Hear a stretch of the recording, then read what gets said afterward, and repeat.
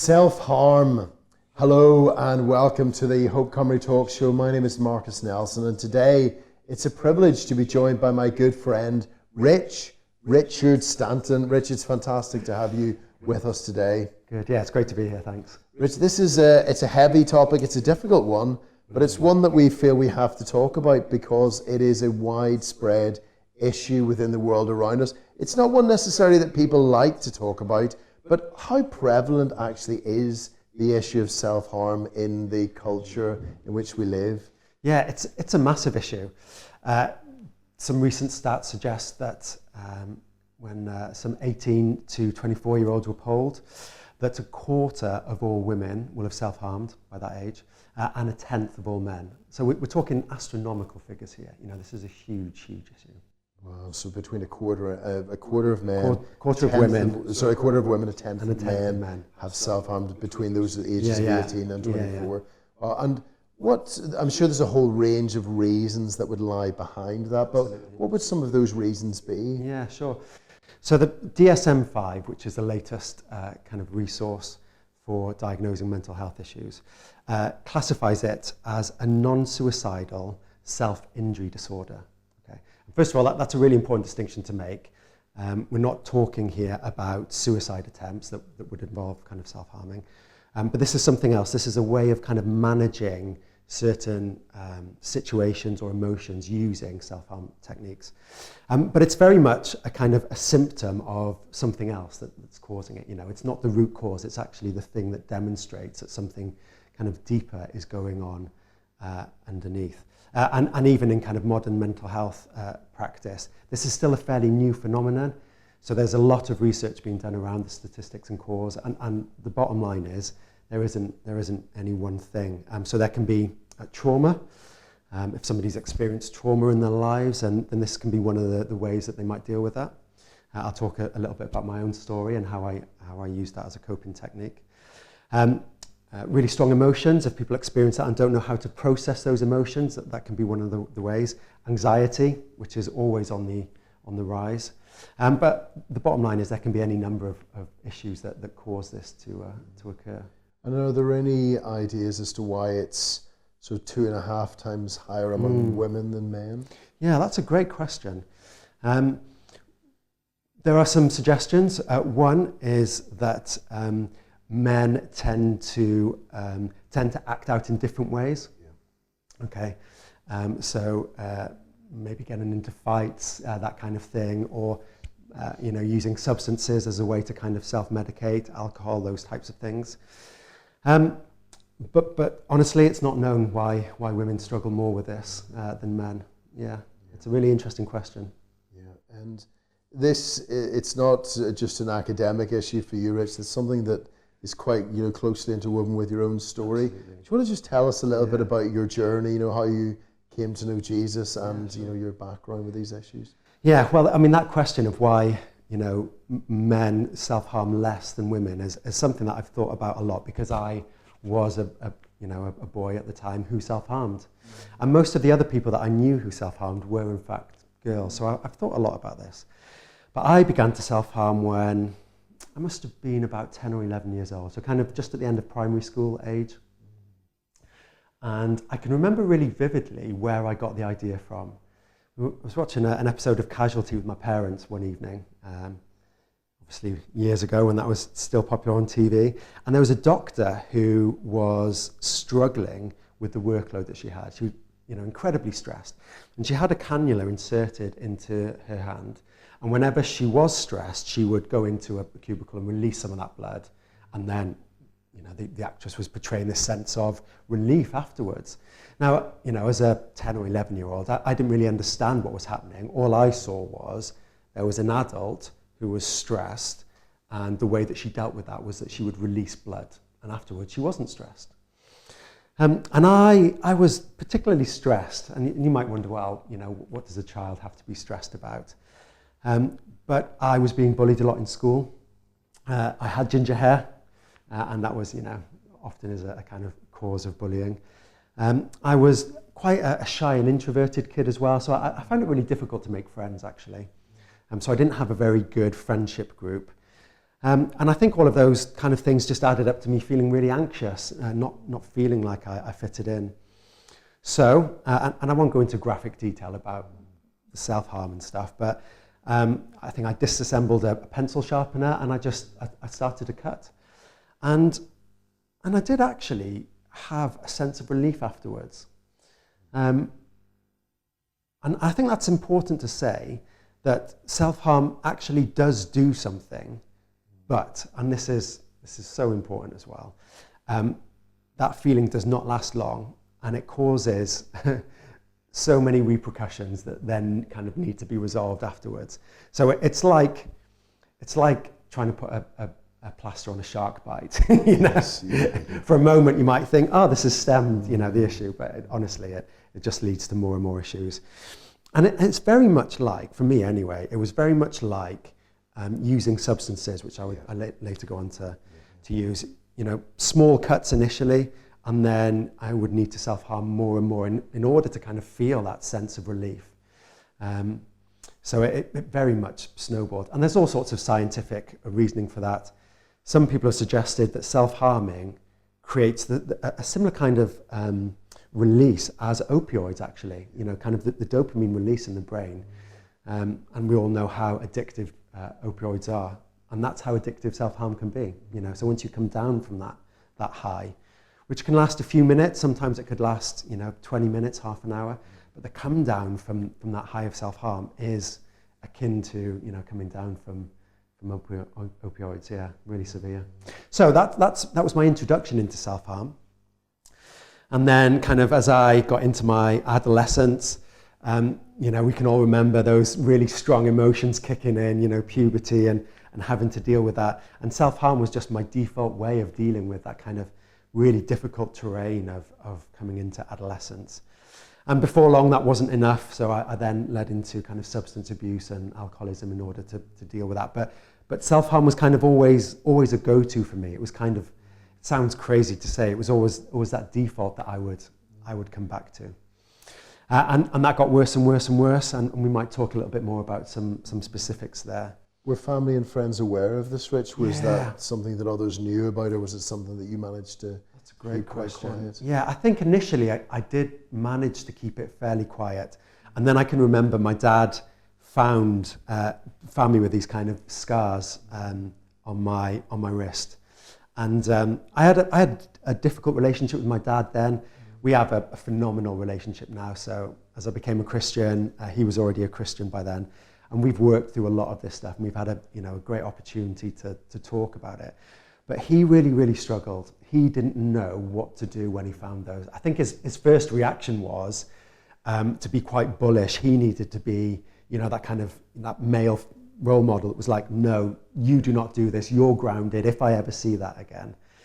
But he would later come to kind of realize that he needed that kind of gentler approach and to talk to me about it. But I'm not surprised that he responded like that. I'm talking about the mid-90s here. And self-harm it wasn't on people's radar as it is today. It was a real rare thing, I think. And there certainly wasn't the resource for parents to tap into. So yeah, I certainly don't blame him for being like that. But what it did do is cause me to hide my self-harm as much as I could. It really caused me to withdraw rather than to want to share and engage.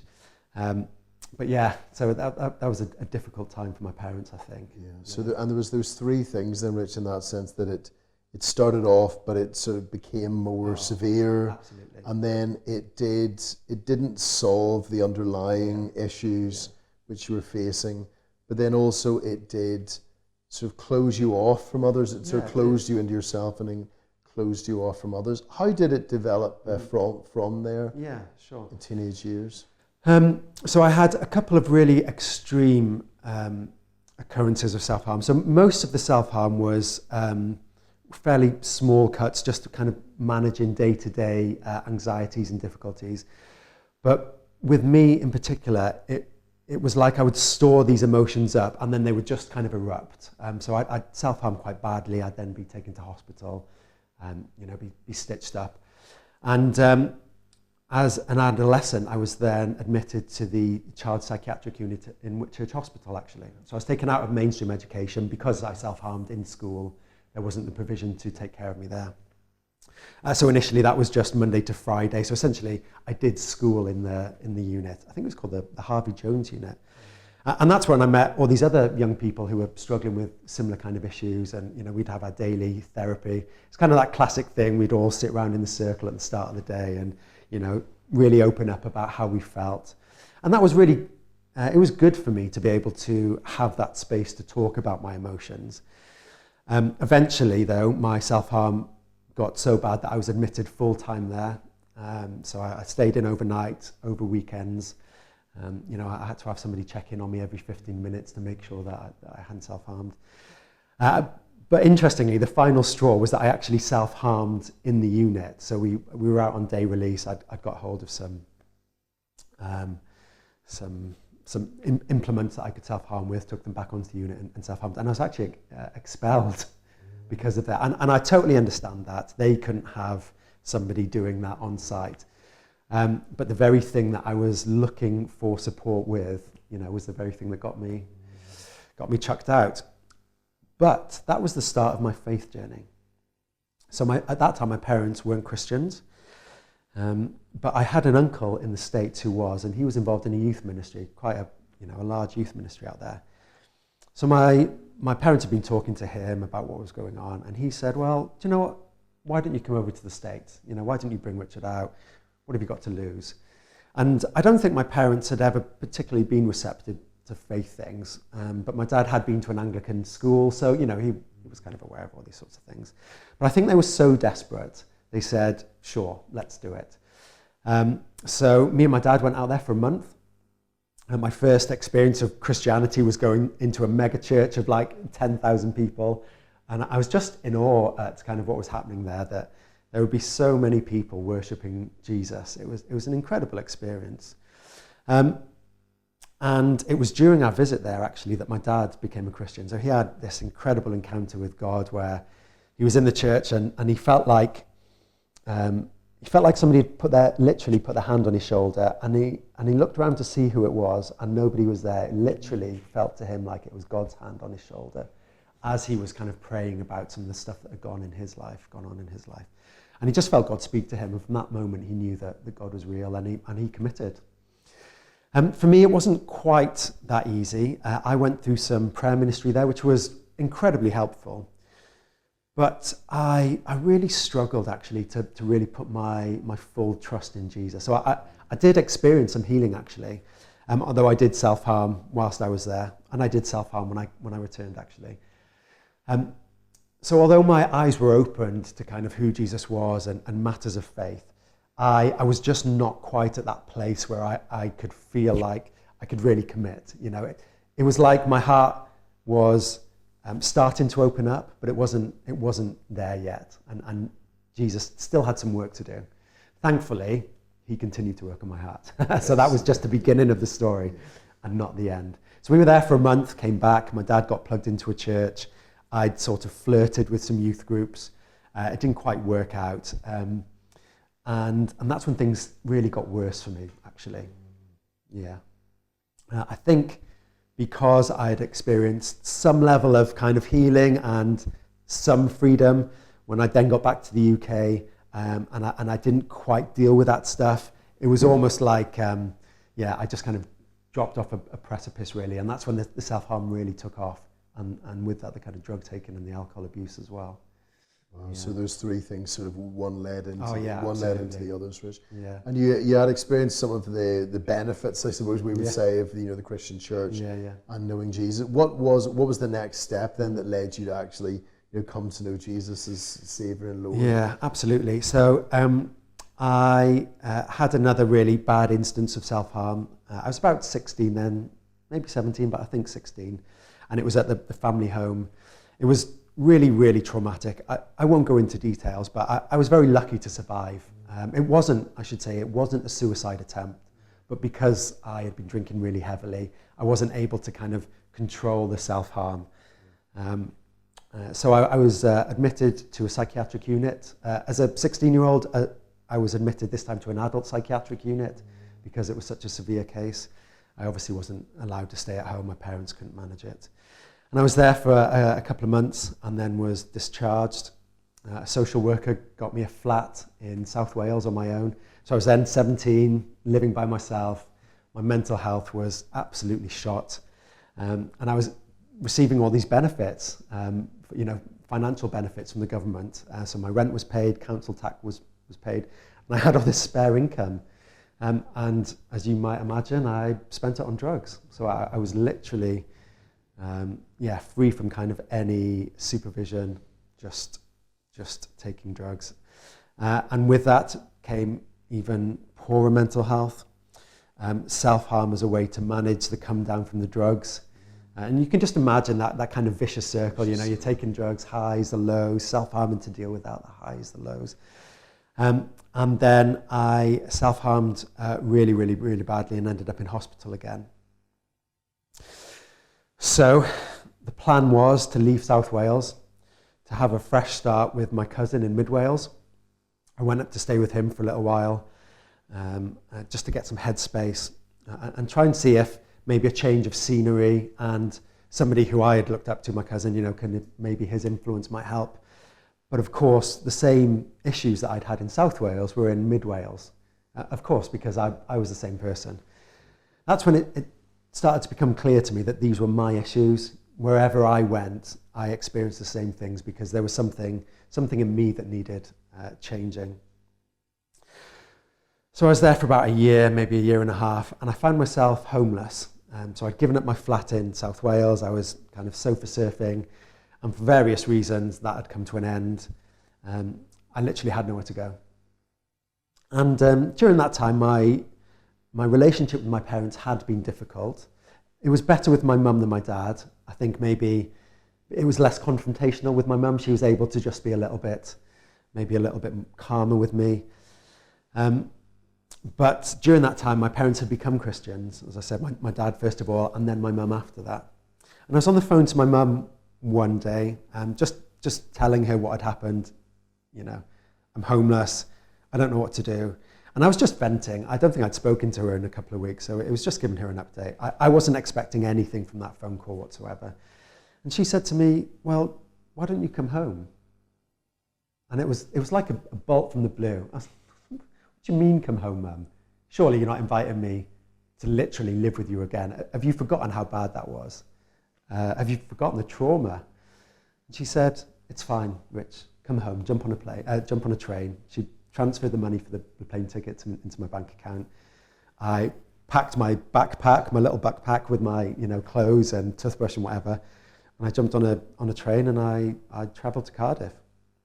And I can remember walking through the front door of my parents' house, and it's a feeling I can still remember tangibly today. It was like this sense of this grace just washing over me, but like physically washing over me. It was almost like stepping through a power shower of grace. I could feel this grace just washing over me. There was something different about that house.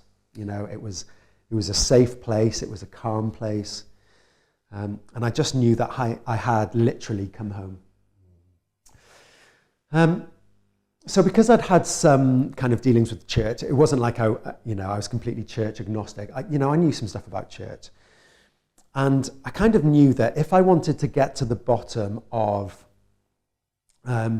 what was different in this house, why were my parents different? Why could I sense peace here? And how do I actually get hold of this peace for myself, I knew that I had to go to church. I just kind of knew deep in my soul that was the only place that I would get answers. And of course, my parents encouraged that as churchgoers themselves. So they pointed me towards a Pentecostal church down the road. So I started to attend there. And I was going there mainly to the evening services. They'd have these kind of gospel evening services, so the worship was a bit freer and there was prayer ministry and all that kind of stuff. And after a couple of months, I felt God speak to me. And it's not kind of in the same way that I'm speaking to you now.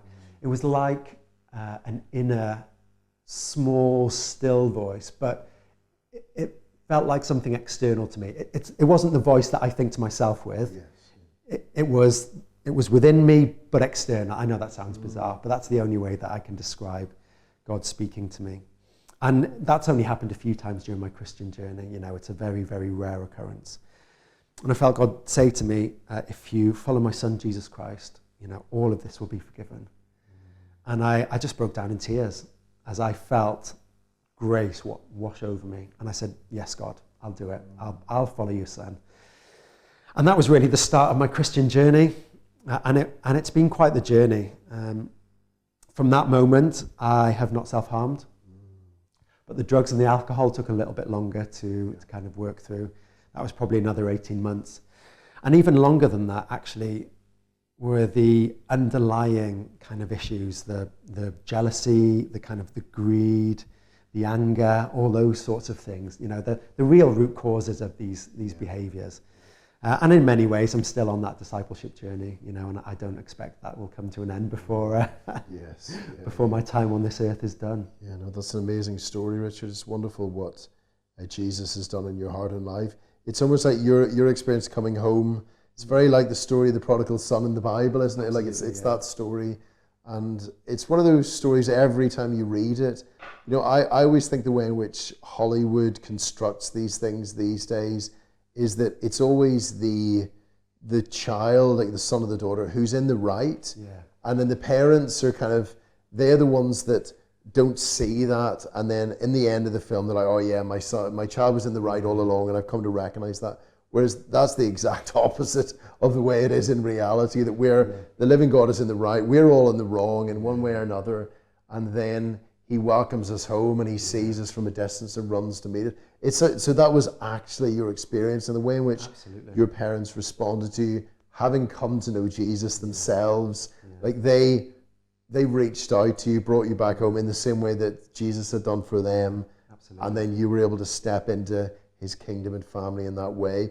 Which it might feel to some, you know, that these issues, like very difficult issues of self-harm, are like a recent phenomenon, like just something which has come about in the last few years. You know, it's not something that I particularly remember when I was growing up, for example, but there is a lot in the Bible about these very issues, isn't there? Yeah. Talk to us a little bit about what you know, how the Bible covers this issue of self-harm. Yeah, absolutely. So naturally, as I was kind of becoming a Christian and learning to trust God, you know, the scriptures have been hugely important. And it was actually my love of that led me to kind of go into Bible college and training to be a youth worker and all that kind of stuff. But I was amazed at how quickly I'd found references to self-harm in the Bible. And that really blew me away, actually. Because you're right, it does feel like this is a really recent phenomenon. So the first instance that I came across was a verse in Leviticus where it talks about, and this is quite well known because it mentions tattoos. So people often talk about, you know, well, you shouldn't get tattoos because Leviticus says, you know, don't get tattoos for the dead. But it also mentions not cutting yourself for the dead. Yes. And I don't know what that looked like, but it seems fairly clear that there was a practice that maybe it was as part of grief, dealing with grief, or maybe as a way of remembering those who had gone, you know, that people would actually physically mark themselves.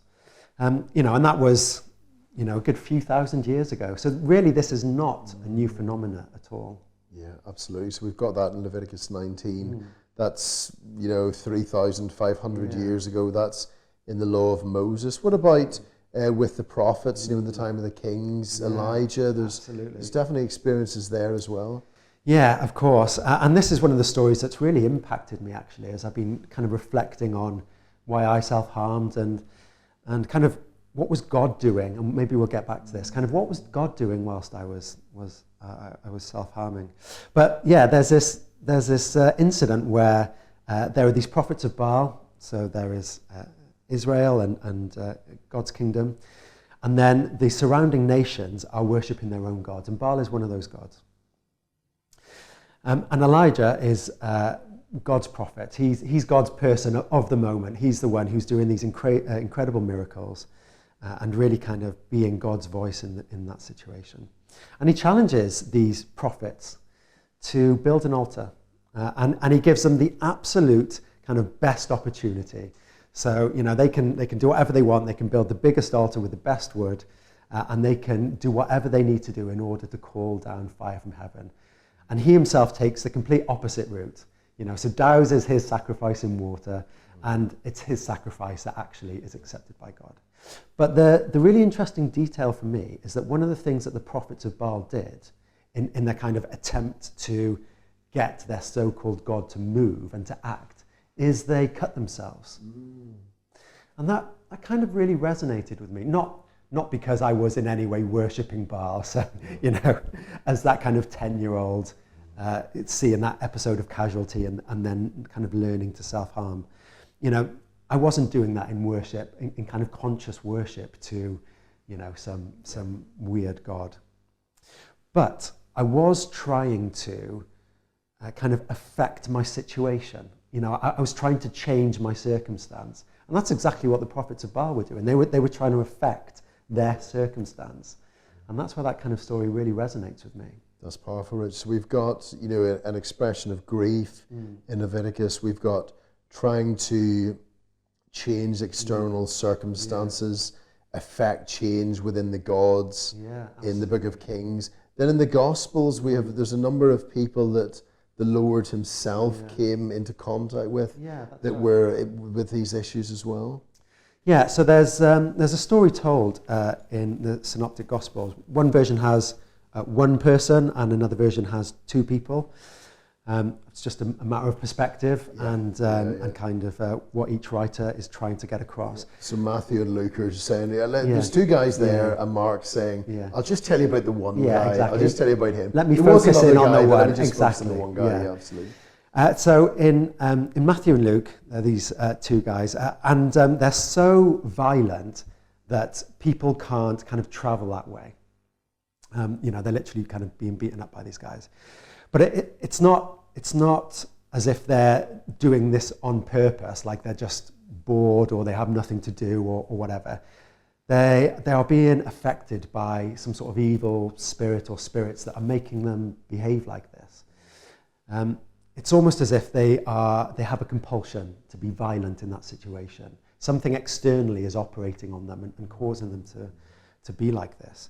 And Jesus goes up to them and he heals them and he sets them free from this compulsion. And that really resonates with me, actually. Not because I think that when people are self-harming, they're doing it because they are demon-possessed, although I'm not ruling that out. But for me, self-harm very much felt like a compulsion. It was almost like an out-of-body experience, like, something really was causing me to do this that I didn't have control over. And Jesus has set me free from that compulsion. So in the past, where I would face really difficult and emotive situations that I wouldn't be able to kind of manage, it would always almost be like this force from without me would kind of cause me to self-harm. Whereas now, because of what Jesus has done in my life, I can actually respond in a really calm and measured way to the situations that I find myself. That's powerful, Rich. Do you think in that sense that there's a way in which, traditionally Christians have understood the three enemies which the Christian has as the world, the flesh, and the devil? Yeah. Let's just sort of move them around a little bit, the flesh, the world, and the devil. Let's do it that way. That within that whole range of possible reasons, we're very careful to say that there is a whole range of reasons why people may self-harm, that they could in some ways fall under those three categories, like the flesh, internal reasons, the world, external reasons within the culture, but then the devil as well, and all kinds of unseen forces that are destructive and parasitic. What would you think of that, just in putting them broadly, the whole range of reasons, under those three headings? Yeah, I think that's really perceptive, actually. Certainly, as I began to self-harm, it was that kind of inner tension, what I would now call as a Christian, that the flesh, that part of us that needs healing, that needs, Christ's redemption. But also, the external forces, the bullying that was coming from outside. And looking back now, there's no doubt that there was sinister forces involved. How else can you talk about a 10-year-old, taking a blade to themselves? That's really dark and horrible. And what is it about Jesus I love the way I love the way Matthew and Luke tell the story, but I particularly love the way Mark, the way in which Jesus crosses over the sea, and there's this storm that's probably not a coincidence on the sea as they're heading across, because these powers and forces do not want the main passenger on the boat to get to the other side. Yeah. He travels across, he helps this one man, and then he just goes straight back over again. Yeah. So this man and the two men have been driven out of the community. People don't know how to handle it. They don't know what to do. They can't fix the problems within these men's lives. So they take them outside.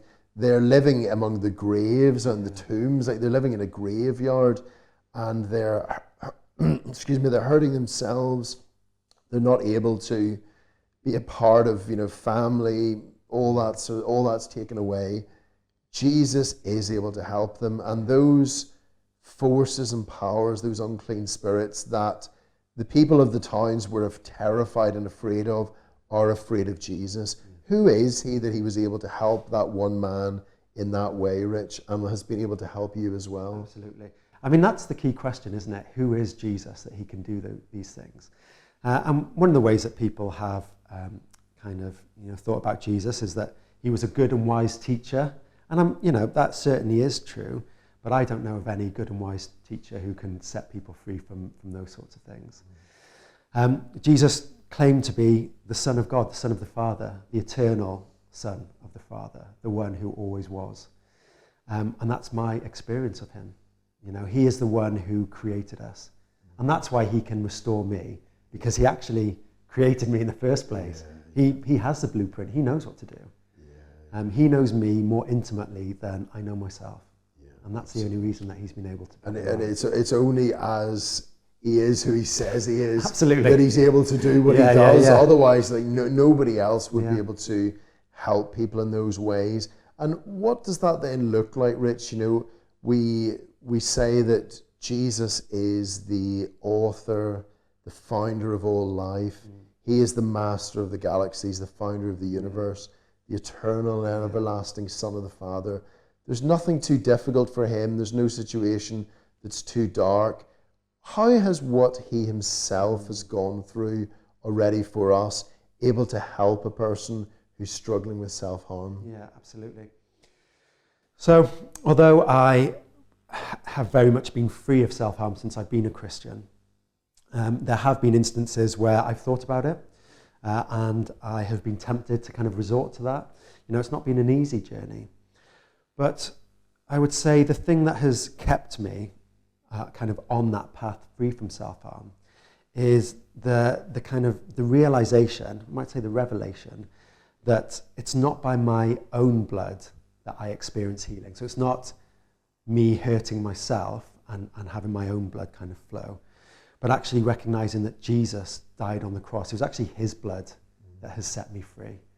And only his blood can and does do that. So I have to keep coming back to that. When I'm really feeling up against it and I'm feeling like there's no way out, I'm reminded, oh no, of course there is, because Jesus died on the cross. He shed his blood for me. That's powerful, Rich. So he was harmed in this most severe, brutal of ways at Calvary in order that we never have to harm ourselves. And he is able to minister to these deep issues. He's more powerful than the world, the flesh, and the devil, and is able to bring lasting healing to a person. What would we say to somebody, perhaps they're struggling with this issue as they watch this, or they maybe know somebody in their family, somebody, in their street. Where would you direct them to in order to get help? Yeah. That's actually a really difficult question to answer, because there is not enough help and support, particularly from a Christian perspective. I think we're still, as Christians, trying to work out how we deal with this. So I would recommend a couple of resources. Youthscape is a Christian youth charity. They've got some excellent resources. They've got some courses online.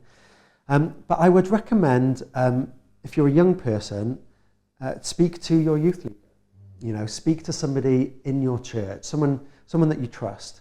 It's better to speak to somebody than nobody. That's the first thing. Start to open up. And then, if you're an adult or a youth leader, and you are aware of somebody who's doing this, or you may well in the future become aware, I'd like to offer a little bit of advice. And that is, first of all, don't panic, okay? If you've not experienced this before, when you first experience it, it can be really shocking. You know, you've either come across a young person with some scarring or some fresh wounds. You know, that's a really shocking thing to see. Don't panic. It doesn't necessarily mean that they are at risk from suicide, okay? But you do need to follow proper safeguarding procedure. That's why every good church will have a good safeguarding procedure. But don't be afraid of bringing parents into the conversation as quickly as you can. You know, the more open you can make these conversations, I think the better for everybody. And to actually be able to reassure the young person, hey, it's okay. This isn't a deal breaker. This doesn't disqualify you from youth, from church, from being a Christian. You know, let's bring this situation to light, because Jesus works in the light and not the shadows. Yes. And then also, don't be afraid of seeking professional help. I know this is a difficult area for Christians. So, you know, using an analogy with a kind of a different health concern, when I had kidney stones, which was super painful, I prayed that Jesus would take that pain away from me. And I think he helped me. But I also went and saw my doctor and I got some painkillers. Okay, so it's both and. But I fully recognize that only Jesus can truly heal in that situation. But it's not wrong to seek professional medical advice. Yeah, thank you very much, Rich.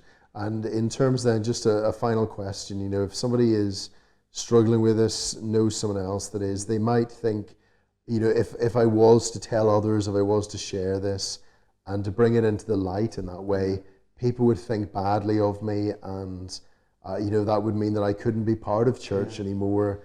And church is only for people that are sorted and have everything together. And that if we walk in the light as he is in the light, we won't have fellowship with each other, and I'll be, you know, sort of kicked out of all that. Is that the truth, Rich? Is that the way it's supposed to be? Absolutely not. The church is not a place for perfect people. You know, Jesus didn't come to save the righteous. For me, church is a place where broken people are learning what it means to follow in the footsteps of Jesus.